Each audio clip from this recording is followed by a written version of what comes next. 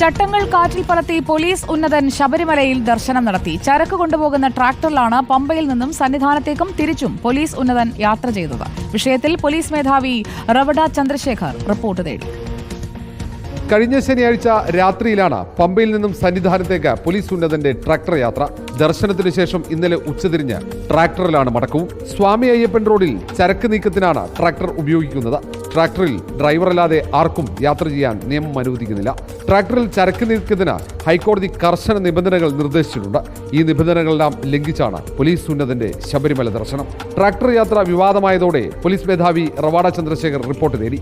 Sabarimala special officer ADGP S ശ്രീജിത്തിനോടാണ് report തേടിയത്. സംസ്ഥാന രഹസ്യാന്വേഷണ വിഭാഗവും റിപ്പോർട്ട് നൽകിയിട്ടുണ്ട്. ഈ റിപ്പോർട്ടുകളുടെ അടിസ്ഥാനത്തിലാണ് പോലീസ് മേധാവി തുടർ നടപടികൾ സ്വീകരിക്കുക. നേരത്തെ ട്രാക്ടറിൽ യാത്ര ചെയ്ത പോലീസ് ഉദ്യോഗസ്ഥർക്കെതിരെ നടപടിയെടുത്തിരുന്നു. റിപ്പോർട്ടർ, തിരുവനന്തപുരം.